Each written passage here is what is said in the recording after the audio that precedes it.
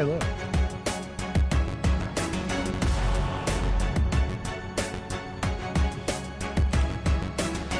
What's up, y'all? Welcome into the warm-up show here on Grind City Media. Lang Whitaker alongside several of my Grind City Media compatriots. We'll get to that in a second. We're getting you ready for tonight's play-in game between the undefeated Memphis Grizzlies and the winless Golden State Warriors. Right? 'Cause these games don't count. So let's just look at it that way. Let's try to be positive throughout the show. Let's frame it that way. The Grizzlies are undefeated. Golden State has not won a game. I'm Lang Whitaker. I'm joined by, to my left here, Jessica Benson, host of the eponymous Jessica Benson show every morning here at 8 o'clock. Hey. Hello. Did you just agree to do this so you don't have to be around your husband today? Yes. He's a Warriors They're fan. like, do you want to come back to work? And I was like, please, get me out of the house. Yeah.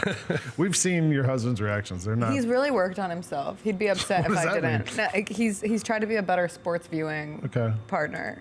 It was rough when we first, I was like, this is the person I'm in love with? He's running around like a crazy person. That 2022 Grizzlies-Warriors series was a true test in our household, but that did come before we got married, so I guess it worked out after all. Yeah, well, my work husband is here also, Rob Fisher. How are you, Lang? Co-host of The Odds. I like your thoughts, though. Grizzlies undefeated in play-in action. That's true. Warriors winless in play-in action. I believe the Warriors' last play-in game was a loss to the Grizzlies. Yeah, and you know I'm a trends guy. Yeah, I do. So that is a Nuggets great trend for the Grizzlies, and a great nugget for sure. I mean, I don't know if we should consider this a trend or not. The Grizzlies haven't won a game in California all season. No, trend. that's a bad trend. Haven't won since January of 2024 in the state of California. That is a 0-8 stretch for the Grizzlies in the state of California. So, again, being a guy who is a trend theory, guy, this is a big theory. The do theory is well on the Grizzly side. The do theory is on the Grizzly side. I was going to ask John Roser about the do theory. On the odds couple was something we talk about regularly. When a team loses all the games, they got to win one eventually. Yeah, this is the ultimate do theory. In that game last year in January, that was the game at the Lakers. It was a Friday night ESPN game. Memphis' own Juicy J was behind the ESPN broadcasters, throwing up the M. Right. Yeah. And that was also the very last game John Morant played in 2024. That season, we did not see him the rest of the season. He showed up in Phoenix 2 days later with a sling on his arm, and then he was done for the year. Well, hopefully tonight has a little bit better outcome. Let's hope. I'll take the win.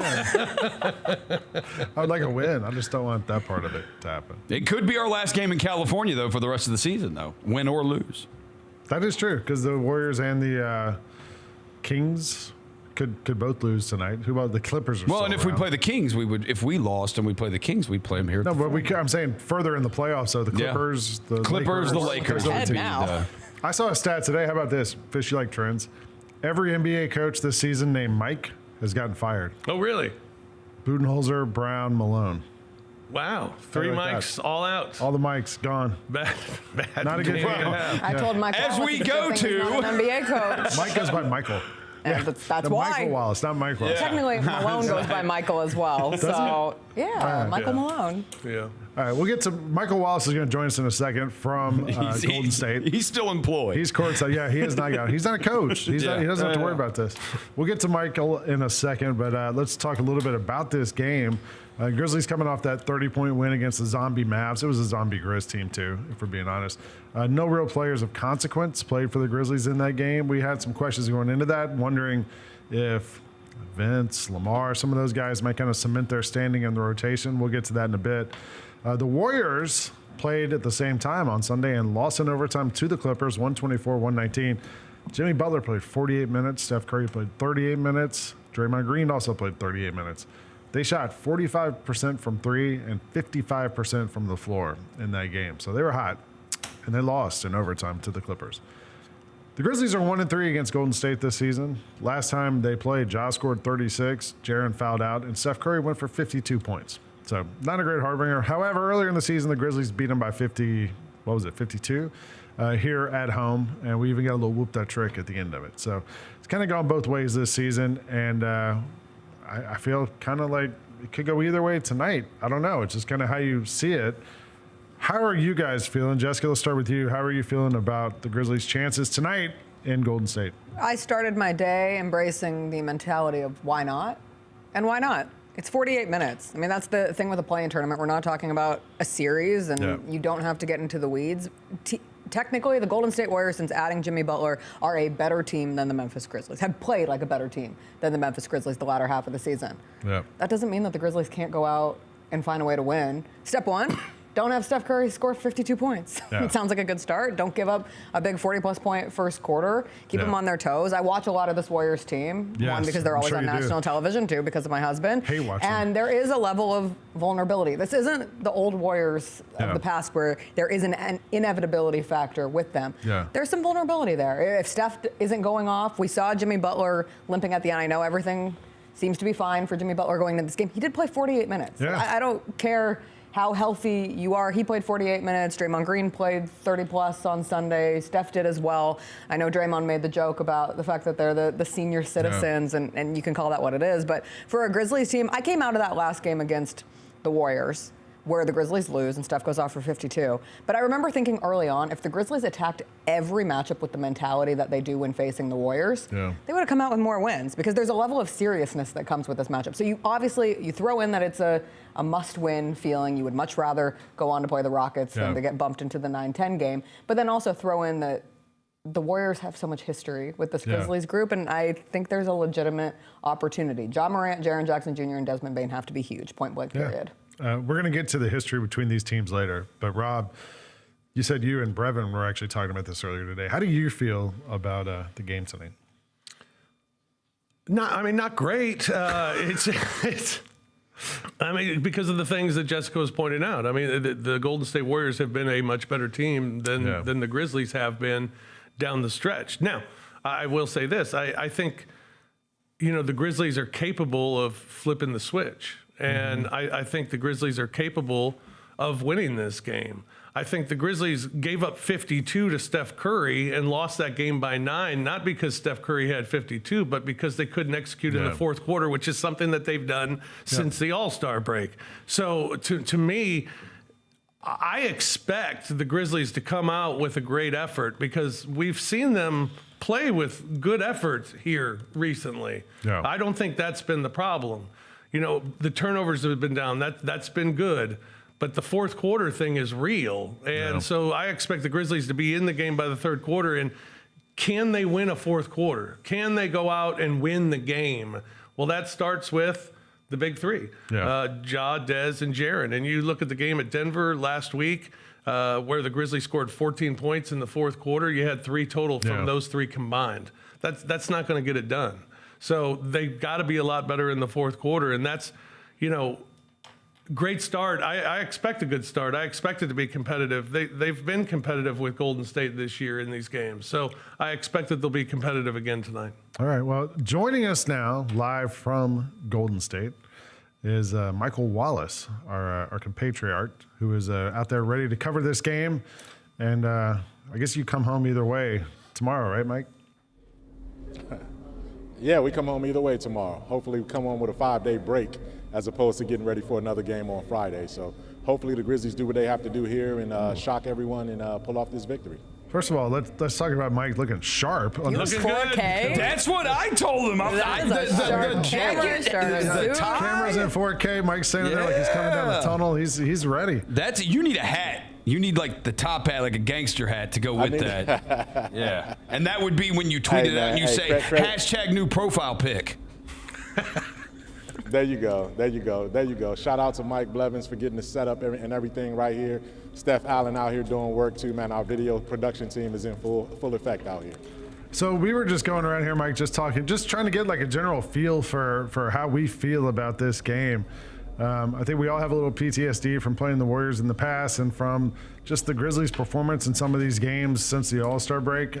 How do you feel? And then like just from being around the team, like what do you feel like the feeling is from the guys on the team? Well, I said on Jessica Benson's show this morning that this is a defiant Grizzlies team again. They're back to their 2021 mindset where they were like, listen, man, everyone is counting us out. You know, we're the upstart team. We're the team that you know, has to go out here and prove it. We're going to have this chip on our shoulder. You're seeing them turn back the clock a little bit. We were just on the bus with Ja Morant coming over here, and he's already talking about, listen, man, I can't even think about this celly anymore that I got to do because, you know, I got eyes on me all over the place when it comes to that kind of thing now. So he knows what he needs to do, and that's to lock in. When Ja is locked in with a chip on his shoulder, he's bound to put up a big-time game. He already scores 30-plus points a game against Golden State anyway, but this is going to be about the others. Jaren talked about not falling for Draymond Green's traps, his mental traps as well as his physical traps. You know, Desmond Bane talked about, you know, how this team has to show that it's matured from 2021. You know, it was his rookie year when they came here and beat, you know, the Warriors in that play-in game back then. He's not a rookie anymore. So this is a grow-up opportunity for the Grizzlies in every sense of the word. And I think going into this game, at least, they know what's at stake, and they're going in there with that chip on their shoulder. Mike, when we talked earlier, we discussed the most important player outside of Ja, Jaren, and Des going into this game. And this morning you told me it was Scottie Pippen Jr. I've seen some of that energy pick up throughout the fan base as well in various conversations throughout the day. Is that still the trend that you're feeling going into this? And I'll ask you, after Scottie Pippen Jr., if that's still your number 4 pick, who's the next man up after that who you would like to see the most from? I still feel like it's Scottie Pippen Jr. You know, Tuomas Isalo did his pregame availability, and, you know, he didn't really tip his hand when he was asked specifically about Vince Williams Jr. as a starter at small forward. He feels like he has options. The Grizzlies can go with Vince, which is what everyone expected and which is what the Grizzlies have done, you know, since Jalen Wells went down with the injury. He can go big with the front line and triple down on 7-footers with Santi at small forward, Jaren at the 4, and Zach Edey at the 5 and try to dictate the physicality and size. Or he can shift the other way and go perimeter-oriented with Scottie Pippen Jr. alongside Ja Morant and Desmond Bane in sort of that backcourt. And they feel like they can be lethal on both ends in terms of being able to guard and get around screens with Steph Curry, but also be able to get the offense going the way they want to go too. So one of those 3 lineups is going to be out there tonight. And Scottie Pippen, I think, is still, to me, the X factor in terms of his play on both ends of the court. Michael, what about Zach Edey? I mean, I think you have such an advantage with Zach, and he's had success against the Warriors, a couple of double-doubles. One of them came off the bench. And so, I mean, he needs to dominate. And I like what he did last game. You know, he let Draymond go ahead and take threes if he wanted to take threes. And Draymond hit a couple of them early in the game, which, you know, you'll live with that. But Zach should dominate the glass in this matchup with the Warriors. And that's what you have to do if you're the Grizzlies. You have to dominate this game. You win this game from the inside out. And it starts with Zach Edey being able to control the offensive glass and the defensive glass, limit their second chance opportunities. Because a lot of times when the Warriors get second chance opportunities, they lead to dagger threes where your defense is discombobulated and everyone's scrambling. So if you can secure the defensive rebound and your Zach Edey, you got to eat up the glass there. And then you also have to be able to move your feet defensively too, because Draymond Green is their primary playmaker. He's not looking to score. You want him to shoot, and when he shoots and makes them, then you say, okay, we can live with that. But what you don't want to do is get in scramble mode where you can't keep your feet moving with Draymond Green and he becomes a facilitator. So Zach Edey will be important too. Just ask who's number 4, number 5 in terms of X factors. Zach Edey is right there behind Scottie Pippen when it comes to that. And hopefully Draymond doesn't grab Zach Edey's legs again. And try break to the take code. Yeah, break the code. There's a code. Or if he grabs it, if he breaks the code, if he grabs the legs, kick him out of here.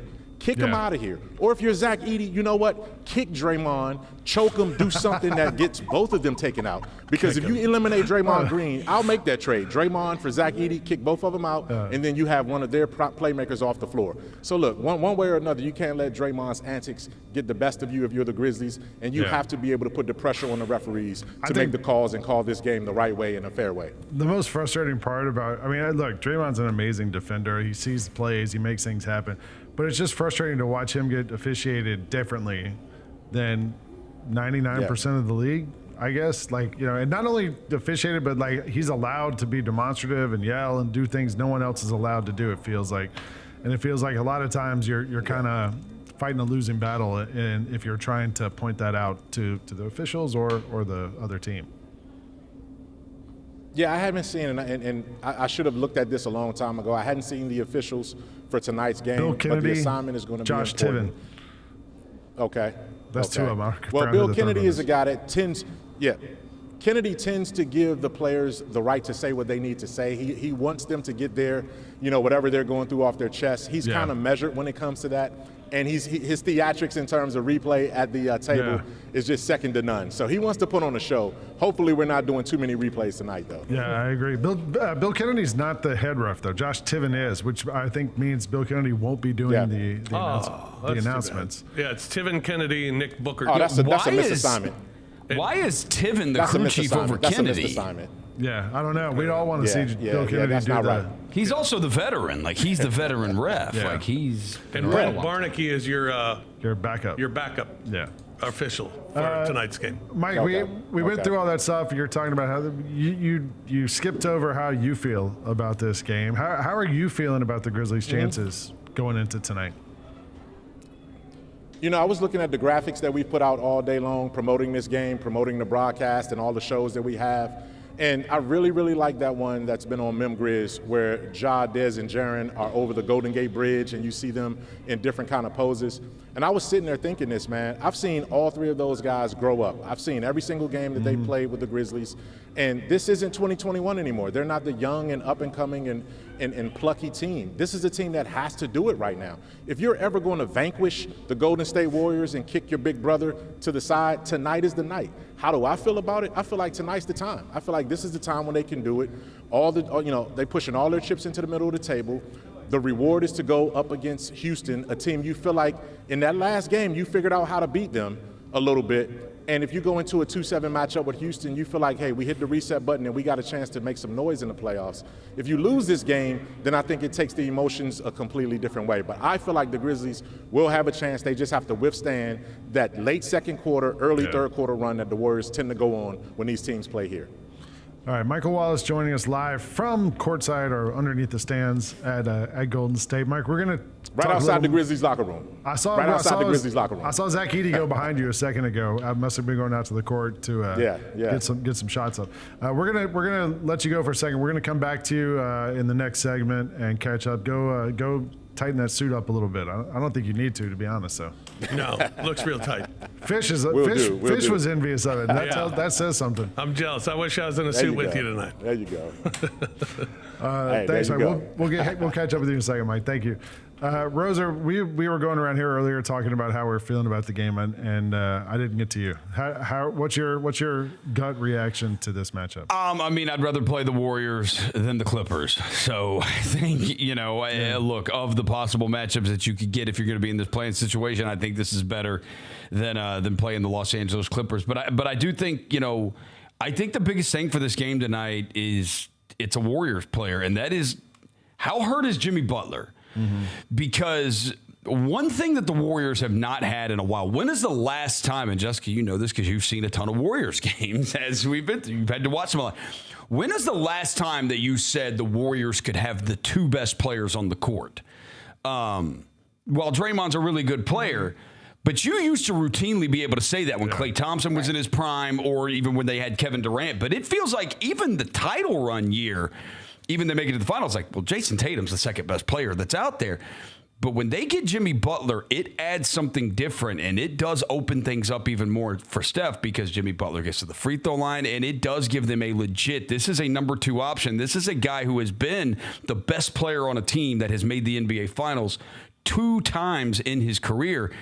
And we saw him get hurt at the end of that Clippers game the other day, and he's not on the injury report, but he was limping at the end of that game. He was limping in the post game, and it's a quick turnaround. So I think how Jimmy Butler looks early in this game is going to tell you a lot. And like you said, having the 2 best players on the court, maybe we're not giving enough credit, and maybe we're wishful thinking that Jimmy Butler is a little hobbled coming off of that game, because when you talk about the Warriors being 0-3 all time in the play-in tournament, they didn't have Jimmy Butler. Like, if you remember that Heat run to the finals, it was a second play-in tournament game where Jimmy goes off for 31, and it's like, oh, playoff Jimmy, play-in Jimmy, it's all the same. Postseason Jimmy Butler is a different beast. So you have 2 great players in Jimmy and Steph. You also have the 2 smartest players on the court. And when you talk about Jimmy Butler getting to the free throw line, he's one of the best at doing so, and he just knows the game so well. So might to have put the him and three Draymond. smartest. Jimmy has shot more. I wouldn't argue with that. Jimmy has shot more free throws than field goals since he got traded to the Warriors. So He's able to slow things down for them, and I know their offense still runs through Steph, but just having him as an option. Yes, I mean, there's real experience there. How many NBA Finals games? I mean, the Warriors have been to how many finals? 5? Yeah. 5 finals. So that's 10 between him and between Curry and Draymond. And then you're talking another 2 for Jimmy Butler. I mean, and then however many games, NBA Finals games they have played in. Yeah. The experience is on the Warriors side for sure. And the way the Grizzlies are now with having not veterans like they had a couple of years ago, it puts more on Ja, Dez, and Jared. I can tell you, when they won the first finals, the next season after that, we were doing a show for NBA TV, and Sekou Smith and I went and we interviewed Draymond, and we sat with Draymond. And he said his biggest fear in life was that he would never get to have that feeling again of what it feels like to win. And like that's like what was just motivating him and driving him. And I mean, he's had that feeling again since then.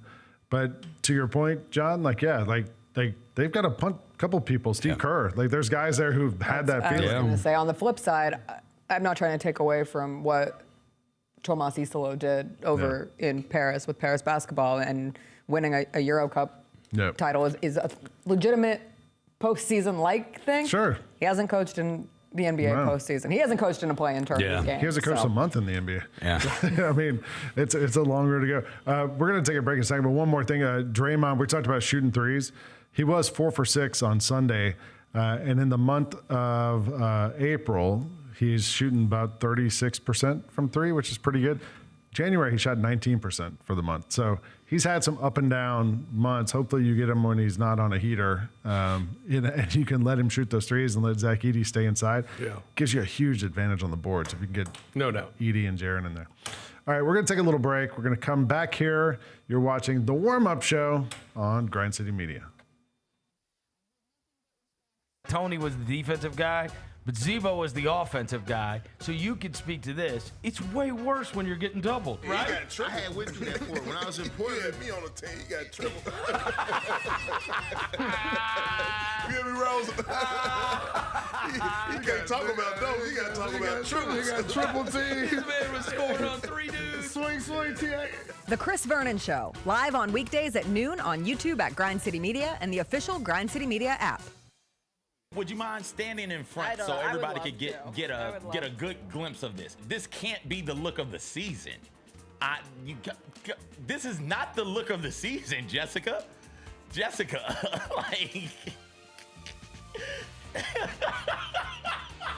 Tune in to the Jessica Benson Show with CJ Hurt live every weekday at 8 a.m. on YouTube at Grind City Media and the official Grind City Media app. We are in March, which is Women's History Month. True. And we were talking about how do we kick off the show? What can we talk about? And we were like, why don't we talk about women's shoes? The Sabrina one. Okay. Can't go wrong. Right? That's a good shoe. And the 2 you could argue is even better, but the one's fine. You can't fine. have the 2 without the 1. Yeah. In the month of February, the Sabrina 2 was the second most worn shoe in the NBA in minutes played. The Sneak Fest Show, live Tuesdays at 2 p.m. on Grind City Media on X, YouTube, and the official Grind City Media mobile app. They say main event Jey Uso was going to open the show. So they said they're starting to hear rumbles around the plaza level of Jey Uso. They're getting the crowd together to build up the main event Jey Uso entrance. Hey, 15,000 people together yeeting in unison, 5-star. They are yeeting together. Tune in to Grind City Wrestling weekly on the Grind City Media app and on the Grind City Media YouTube channel.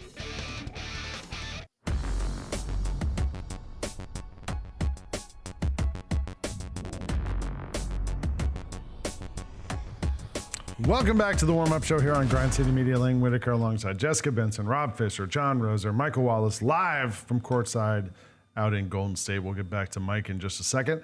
We are here just a couple feet away from FedEx Forum, getting you ready for tonight's play-in game between the winless Golden State Warriors and the undefeated Memphis Grizzlies. Getting ready for this match tonight against the 7 and 8 seeds in the Western Conference to see who advances and who has to play another game. In the meantime, we are talking all about this matchup between the Warriors and the Grizzlies. And I asked Rob Fisher, because he's been here in the past, longer than I guess the others of us have. John Roser was here, not working for the Grizzlies at the time. But Rob's been a part of this rivalry for a long time, and I wanted to ask you just sort of about the history between these two teams. And when I mention Warriors, Grizzlies to you, what's the first memory that comes to mind? The first memory that comes to mind is the broke face game. Mike Conley's playing with the broken face and beating Golden State there in the playoffs in, what was that, 2015?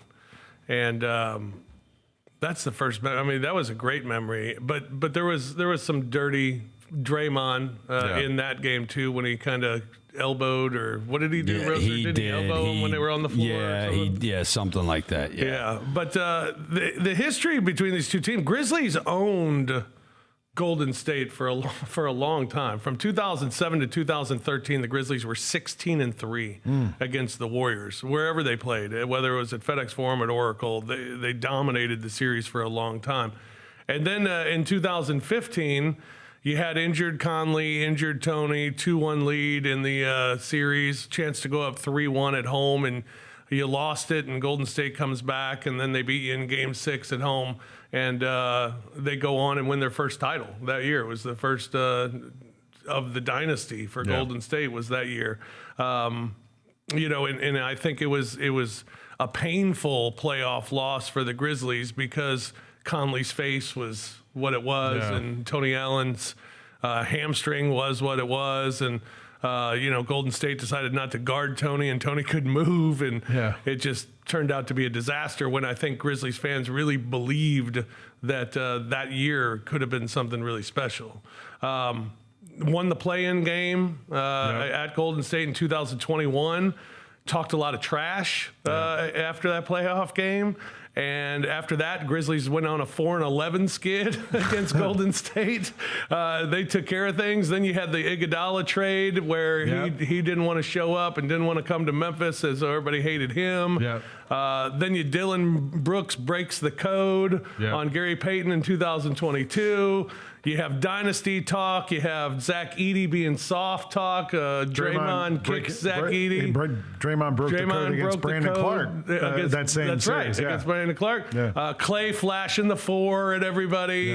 Us playing whoop that trick. Finger gun pointing is the latest at each other. I mean, did you say Jimmy Butler? Jimmy Butler, Jimmy Butler, not publicly, but his people saying, I don't want to go to Memphis. Anywhere but Memphis. So, yeah, there's a lot of dirt between these two organizations, and it's been fun. I mean, you look at the all-time series, and it's right around 500, and it's been that way. There have been a couple of those two streaks that I mentioned, one in each team's favor, but other than that, it's been really even through the years, and it's been a lot of fun to watch. Most recently, the Warriors are 7-4 in the last 11 against the Grizzlies. They've won 6 straight at Chase Center. When I took this job in 2017, I was living in New York, and in 2017 we were thinking about moving here and taking the job, and we came down for a weekend, and it just happened to be Grizzlies versus Warriors. And it was a game where Steph Curry threw his mouthpiece at the referee. Do you remember that? Yeah. I was just in the stands for that. And the crowd went crazy. He didn't mean to throw his back. He went like this. And I don't think he threw his mouthpiece at a referee, just knowing Steph Curry. But it did fly out of his hand at the referee. Yeah. And he got tossed, and this place went nuts. And I was like, all right, this is where I want to be. This is fun. Yeah. John, you were here also during a lot of those games. You were at a lot of those games. I was at all of them. Who's your least favorite Warrior of all time? Klay Thompson, I guess. Why? I like Steph Curry. I thought you would say Draymond. I love Draymond Green, so I'm the wrong person to ask about this. Well. I covet Draymond Green on my basketball team. Klay Thompson, because Klay Thompson is, I always remember TA talking about Klay Thompson. He's like, there ain't much to it. It's catch and shoot, one dribble pull up. Ain't much to it. So, but it works. But it works. Seemingly nobody can figure out, except Tony had him figured out until he pulled his hamstring. Tony had Klay Thompson on house arrest. You know, he couldn't do anything. Yeah, I would say Klay Thompson, because my favorite player on the team now is Jaren Jackson Jr., and Klay called him a bum after the Warriors won their last title. Now, Jaren may have done that himself by tweeting strength in numbers, so I get it, but still. Strength in numbers. Screw that guy. You got traded. Yeah. So yeah, Klay Thompson, my least favorite. Yeah, strength in numbers is a pretty weak thing to get up in arms about. Yeah. Hey, Roser, Klay Thompson at the end turned into Chris's least favorite, who was at one point his favorite. Why? Because he was like hurt. He got bad. Yeah, he was bad. Him out of games. He wasn't the Klay Thompson of old. And he thought he was. Lackluster defensively in a way where his defense used to be the thing that would elevate him and down the stretch. And now watching the. What game was it? Was it the Mavs-Lakers game, Luka's return game? Yeah. I had Chris sitting next to me yelling, Klay's a bum again. I was like, God, no matter where this man goes, he can't escape you at this point. I always thought, like, when the Warriors were at their peak, it was because of Klay Thompson. Not so much offensively. You had Steph who could do his thing and Draymond. But Klay was like a first-team all-defensive player. He was so good before the injuries, and like he could guard, lock up people on the perimeter. And it gave you Draymond and Klay on the defensive end and Steph and Klay on the offensive end. Like you had two of the best players on the court no matter where you were. They also had prime Kevin Durant. Well, at one point, yeah. At one point. So those teams were insane. That's true. Those teams were crazy. It still is crazy to look back and you're like, they had Steph Curry in his prime and Kevin Durant in his prime on the same freaking team. Like that, I mean, it was nuts. Yeah. All right, we are about half an hour away from Grizzlies and the Warriors getting ready to go at it out in the Bay, out at Golden State at the Chase Center.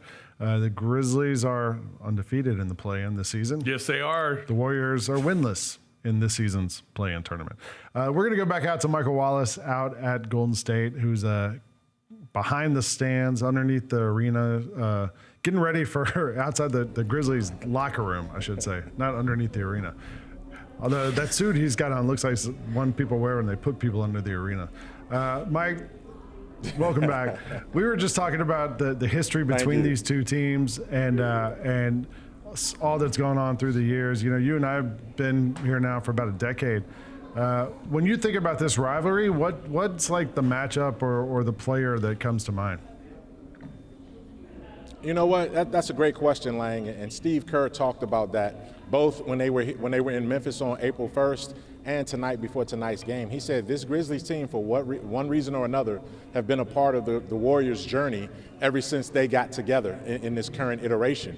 And it goes back to the early, Klay Thompson, Draymond Green, Steph Curry teams when they were trying to get over the hump and they were down 2-1 to the Memphis Grizzlies going into Game 4 at FedEx Forum. And I was at that game for ESPN covering that game when Steve Kerr came into the postgame after that Game 3 loss and said, we have to reevaluate everything because they couldn't get to what they needed to get to offensively against that grit and grind Mike Conley, Zebo, Marc Gasol, Tony Allen Grizzlies team. So you start from there and you come all the way to here. This was the beginning of the new Grizzlies, the next gen Grizzlies iteration with Ja, Jaren, and Desmond. They cut their teeth in the postseason against this Warriors team, trying to beat this Warriors team so they can get to their first playoff when they face the Utah Jazz in 2021. So these teams have crossed paths, time and time again over the years, and they've led to some magical moments on the floor all the way up to this year. A 51-point beatdown that the Grizzlies handed the Warriors, which was the most lopsided game in the NBA to that point this season. Yeah. And then Steph Curry coming back with the magical 52-point piece on April 1st. So these two teams have had quite a history together, and I think tonight will be no different. There's a lot at stake for both teams, and then they both know that they'll wake up tomorrow to play another game after this. Yeah, so the Grizzlies have gone 1-3 against the Warriors this season, and we had the one win here that was a huge win. More recently, we had the big loss here where Steph Curry had the 52-point game. From what we've seen this season between these two teams, Mike, like what would you like to see the Grizzlies improve upon? What stat do you want them to win? Like, what do you think needs to be the focus tonight for the Grizzlies? The focus tonight needs to be to stay out of foul trouble. That's the one thing. Keep your key players in the game at key moments. One of the things that we've seen from Tuomas Isalo over the last 2 to 3 weeks that he's been here as the interim head coach is that he's been willing to play his top 7 guys extended minutes. You've seen Ja, Darren, Jaren, and Dez all get up to 30, 38, 39 minutes over the last couple of games. He's tightened the rotation to 7 or 8 players getting the most of the minutes. So he's willing to do that, but those guys have to stay available and out of foul trouble in order to make that happen. So the one thing I want to see is these Grizzlies start the game and finish the game without foul trouble dictating what they have to do and how long they have to sit when they need to sit. I think that's huge, and obviously the name that goes with that is Jaren. I mean, Jaren's got to be the guy that stays on the floor for sure. I think the other thing, Mike, when we talk about statistics that are important, something that has plagued the Grizzlies all season, those points off turnovers. They allowed 23 in the first loss, 28 in the second loss, 25 in the third loss to the Warriors. And this Warriors team, since picking up Jimmy Butler, they score 23.5 per game off of turnovers. So that's going to be huge. I think the Grizzlies' ball security, especially as we talked about earlier in the show, especially in the fourth quarter. Yes, and Fish, you got to play at a pace, you got to speed up, but you can't rush. The Warriors have also been a top 3 defensive team since Jimmy Butler has been here in terms of what they're able to do locking other teams down. You talked about the points off of turnovers, but they've been a solid defensive team in terms of rebounding the basketball and forcing teams into bad shooting percentages, because when they get back on defense and load up, they have a brilliant Draymond Green on the back line. They got a Jimmy Butler who can switch and guard just about anyone. And then you have some capable guys that, obviously Kuminga and Moody and some of these long athletic guys that they can be switchable when they need to be switchable too. So if you're the Grizzlies, you don't want to get caught playing half-court basketball, allowing the Warriors to get back and set up. You want to run them. You want to keep opening up the floor so you can get Jaren, one-on-one situations. You can get Dez going downhill, and you can open up the floor for Ja. Steve Kerr is absolutely frightened of Ja Morant. He said it again tonight. Like, Ja Morant causes coaching nightmares in terms of trying to figure out a way to corral him. The Golden State Warriors haven't figured that out. They've just taken away some other guys. They can't do that tonight, or the Grizzlies can't make it easy for them to do that tonight. With Jaren, he's got to avoid foul trouble. And it has to be a real group rebounding effort, Mike. We did see that last matchup. Zach Edey had 17 rebounds in that game. And if you're trying to match some of the three-point volume shooting that comes with playing the Warriors, and if Steph's going to go out and make 5 threes in the first quarter, as he could, you're going to take a lot of threes to try to match. That makes a lot of long rebounds, a lot of opportunities for the Grizzlies to try to go get second chance opportunities. I did want to get your take. We did get the starting lineup for the Grizzlies in this game, and you called it. Scottie Pippen Jr. He's in there. Yes, and again, it's a bold move, and I know a lot of people don't really know how to feel about Tuomas Isalo right now. He's been handed a difficult hand. A lot of people say, what can he really do with the team that you're given 9 games before the playoff starts, and all of those kind of things. But what I've seen from him, especially being closer to him over the last couple of weeks, is that he's not afraid to do things that are different now from what it was before. He's had 2 or 3 practices now to really kind of implement and explain the implementation to the guys. He's talking to the guys about why they are in the roles that they're in. He had a conversation with Vince Williams Jr. yesterday once the team got to Golden State here in San Francisco. And now, obviously, he spent all day talking to Scottie Pippen Jr. And Scottie's waiting for this moment. He's ready for this moment. And, he's eager to go up against Steph Curry and do his part to contribute to what has to be a team-oriented defensive assignment to slow down Steph Curry but not give other guys opportunities for free looks. Because the biggest shot of that game, when the Grizzlies lost on April 1st, wasn't hit by Steph Curry, although he hit, 12 threes? Yes. It was hit in the corner, I believe, by Moody, as when Steph was a decoy, and Draymond Green and Jimmy Butler were able to set up Moody in the corner for the kill shot.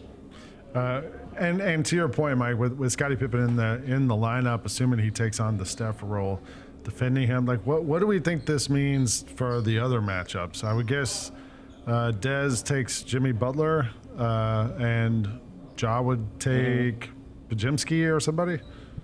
Podziemski, yes. And all of these guys are interchangeable and moving. So what has to happen is you can't get caught on the back line, locked in on what. You got to keep your head on the swivel, because Draymond Green is the de facto point guard. He's going to be the one handling the ball out top whenever they get into their extended actions. So Zach Edey's going to be able to have to play back a little bit, give Draymond Green some space and take away the paint that they want to get the ball to. But you also got to make sure you don't get caught up on a screen because they're going to triple screen to get to their shooters in terms of on the wings. That's what's going to have to happen. So Scottie Pippen on Steph Curry, that might be the way it looks at the very beginning, but at the end, it's going to take an all hands on deck situation. I also think we talk so much about the Warriors offense and how strong they are. The Grizzlies actually finished with a higher offensive rating this year than the Warriors. The Warriors finished with a better defensive rating than the Grizzlies, and I think that speaks to Draymond and just the depth they have on that end. Was there any? I'm just curious. I was listening to some podcasts today, and they were talking about Kuminga not playing in that game on Sunday.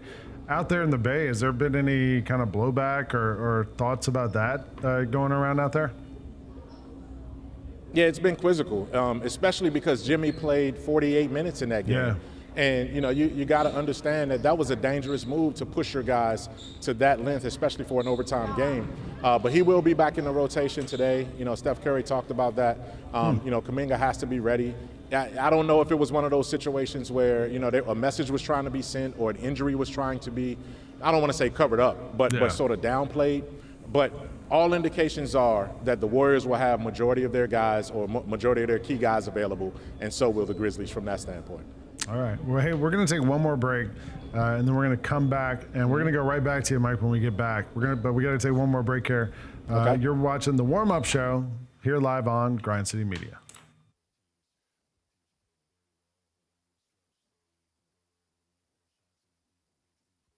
You've coached a lot of different versions of the SEC, and obviously there's never been one deeper than this. What's it like been coaching in this? The reason for the league being so good is the commitment to coaching, commitment to facilities, commitment to the NIL across the board. There is not anybody in our league that's not investing in all those things. The Gary Parrish Show, live on weekdays at 10 a.m. on YouTube at Grind City Media and the official Grind City Media app. We touched on this earlier, the panel here, about what really has been the mainstay of the Grizzlies, and that's Jaren Jackson Jr. Trip has just been awesome. He's posting guys up.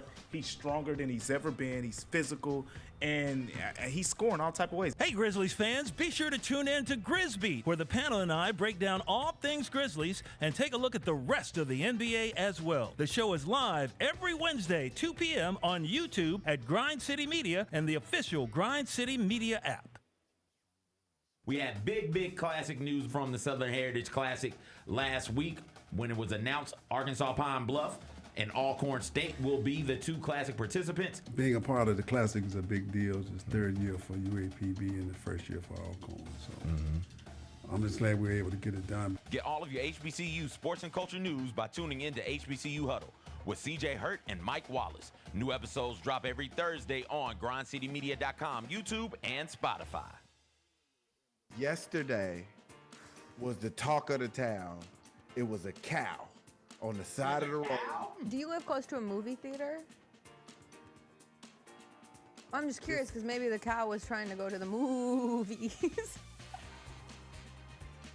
Tune in to the Jessica Benson Show with CJ Hurt live every weekday at 8 a.m. on YouTube at Grind City Media and the official Grind City Media app.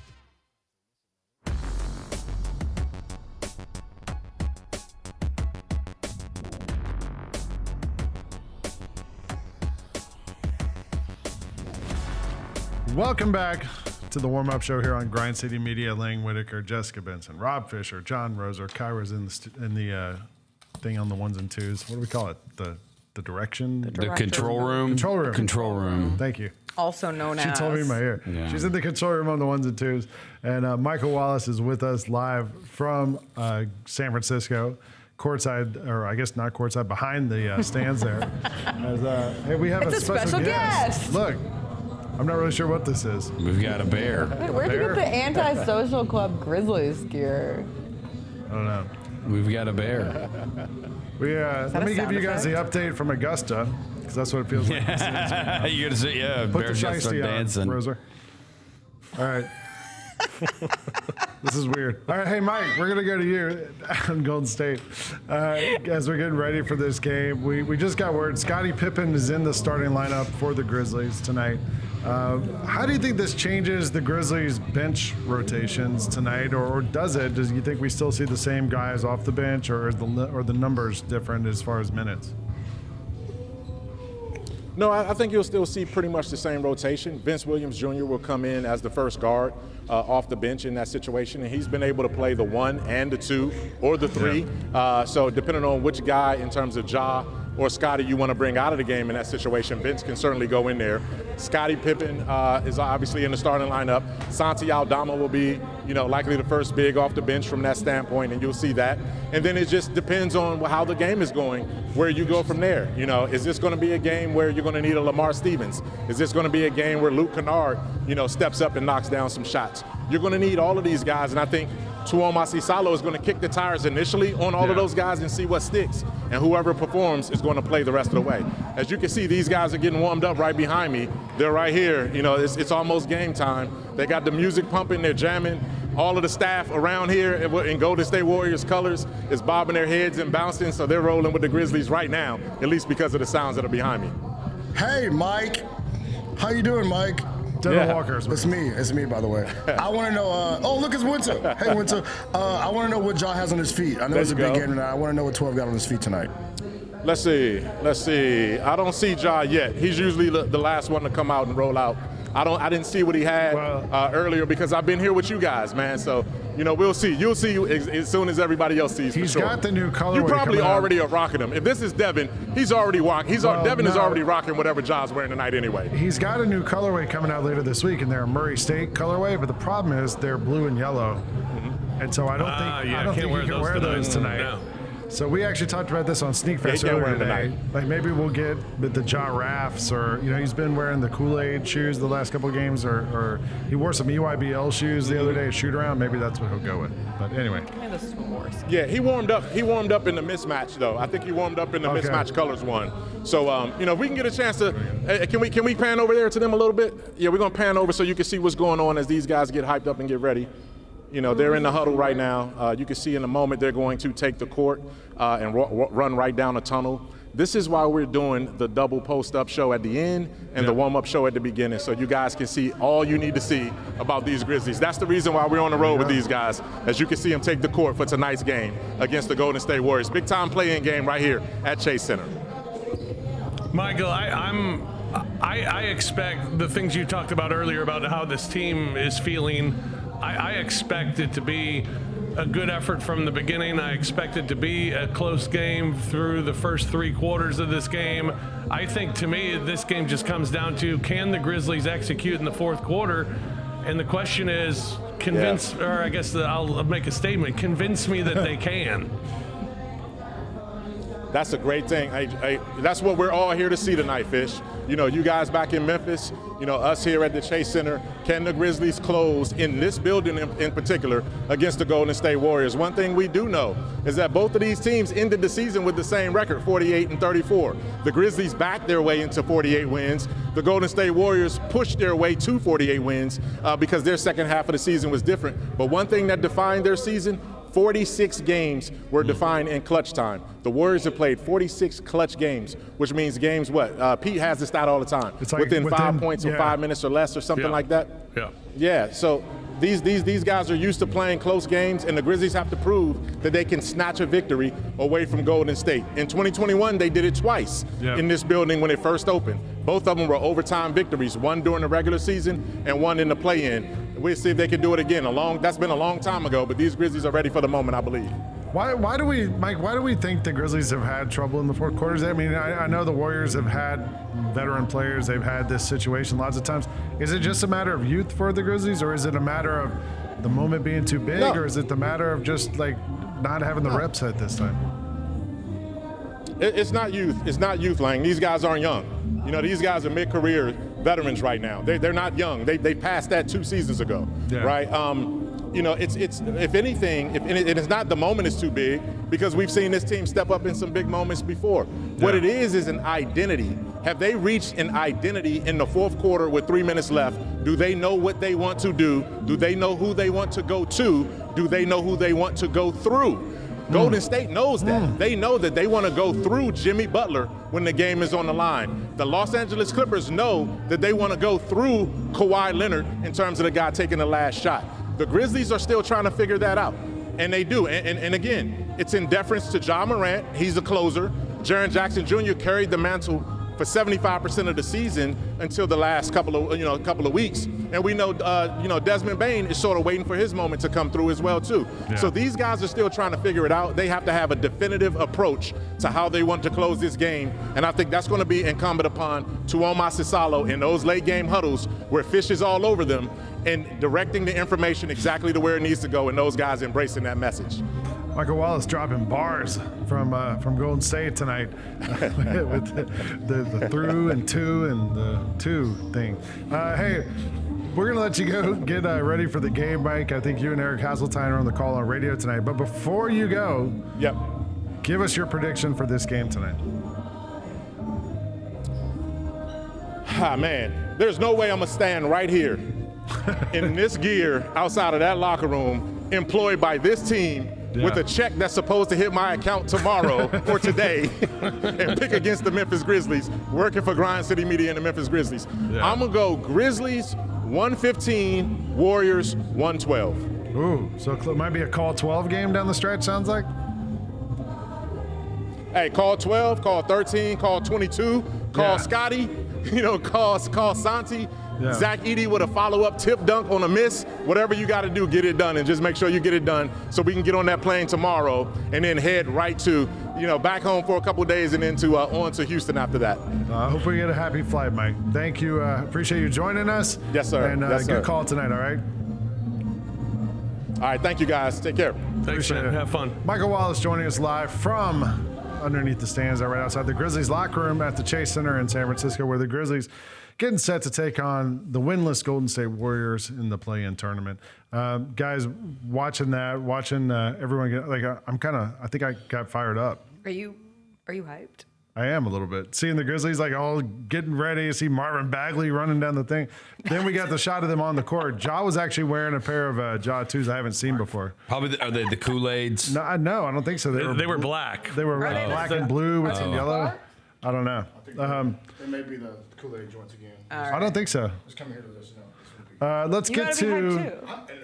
Let's close this thing out. We always do it this time. We go around the NBA. We talk about some of the topics that are buzzing from around the league. And guys, today's Tuesday, but yesterday was Black Monday, and we ended up talking about some of the guys who no longer have jobs anymore in the NBA. Let's start in New Orleans, where David Griffin lost his job as the president or vice president, head of basketball with the New Orleans Pelicans. I was I guess no one was shocked by this. Zion Williamson has missed more games than he's actually played with the Pelicans, but David Griffin drafted Yves Missy, Dyson Daniels, Trey Murphy, Herb Jones, and he got from free agency who were undrafted, Najee Marshall and Jose Alvarado. They've got everybody injured the last 2 seasons. Are we shocked by this? Or is it just kind of like, they got to do something? Oh, I don't know why we'd be shocked with anything in the NBA at this point. Yes. With the trades that we've don't do seen, shocked the anymore. firings that we've seen. Yeah. I mean, we've seen some crazy stuff happen. I'm more shocked just that this players year. actually play. Right. Right. They don't play. No, I mean, it just feels like an organization that is just adrift a bit. Yeah. And something had to be done. I mean, I don't think Willie Green's safe when the new guy comes in. You always sounds wonder like if they're it's going to be Joe Dumars. Oh, Joe Dumars, that's right. So does Joe Dumars have his own guy? I don't know. But yeah, they needed some sort of change in New Orleans because it's not working, and the whole Zion Williamson thing has just been a disaster. Yeah. Were you surprised? The reports today that matter of business #1 will be trading Zion Williamson. Yeah. So it's turned into a disaster, and now it looks like it's being deemed an unfixable disaster. Yeah. So, I think about that a lot at the 2019 draft lottery, watching it on TV and being so Zion was the consensus #1 pick, and the Grizzlies end up in the mix in the top 3, 4, and you're thinking, we got a shot to get Zion. we kind of got lucky that we didn't get him. Right. Yeah. Oh, 100%. I remember Mike Wallace was actually in the room when the ping pong belt, and he said, like, he said he saw the combination, and Mike will tell you, he said audibly, goes, "That's the Grizzlies." He knew the combination, and he looked over, and Zach Kleiman gave him a like for when they popped up as the number 2 pick. Like, let's go. Sometimes number 2 is better than number 1. Yeah. Yeah. I didn't mean it like that. We have some other topics from Black Monday Part 2. Phoenix, Mike Budenholzer got fired. He was 36-46 in his tenure, just 1 year with the Phoenix Suns. He had just signed a 5-year, $50 million contract. Good job if you can get it. An unemployed head coach. That he now gets paid for the next 4 years if he doesn't get a job somewhere else. I would assume. But he's a coach. So Not as good as Monty. All they do is turn down the free money and go find another coaching job. Yeah. Not as good as Monty Williams in Detroit, what he's getting paid to not coach, but I mean, good on you, bud.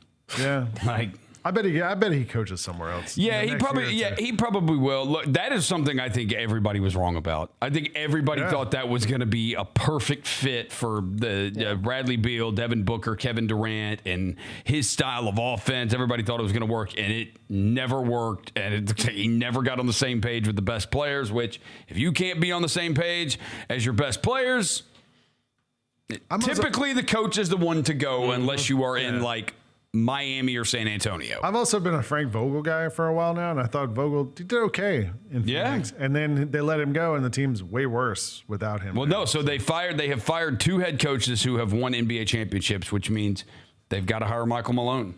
And then do the trifecta after next season. Yeah. I wonder if Steve Nash will be in the mix there. Greatest player in franchise history, probably. Yeah. You know, I don't know. 2-time MVP. As Anyway. they burn everything else down. Yeah, I mean, he and Did they trade Booker? KD have that Brooklyn connection, but if they're going to trade KD, they're going to trade Durant. So it might open it up for him. Last one, and this is sort of the opposite of that. The Philadelphia 76ers announced Daryl Morey and Nick Nurse are not going anywhere. Oh, well, good. Those guys are going to be back Job next security. season. Yeah, that should be good. There's no problems in Philadelphia. I mean, how much of their stuff? Hey, I hear Joel Embiid's healthy for the playoffs. Oh, he is? Yeah. Oh, well. Paul George stopped his podcast to get ready for the playoffs. Playoff P. Yeah, so they'll be ready. I mean, do you think Sixers, is it just guys getting healthy? Or No. is it coaching and roster construction? No, I mean, I think it's. Are you at the end with Joel Embiid? I mean, is it time to just move on? Yeah, but where are you going to trade him to? Joel Embiid. It's basketball. I mean, I hate saying You're that, right. but- No, you're exactly right. Every time he gets up, it looks painful. Yeah. He's when he become goes one of the down. most painful viewing experiences in sports. Yes, yes. Even That is true. during just the cringe. Olympics, like the Olympics was the last time we saw him. He had like that run in the game against was it the France game or the I think it was a gold medal game where he carried the U.S. for like 3 minutes. He made some shots and like kept us going. But I think as long as he's creaky like he is now, like who knows? All right, we got 3 minutes before we throw you over to the Grizzlies and the Warriors out in Golden State, getting ready for this game.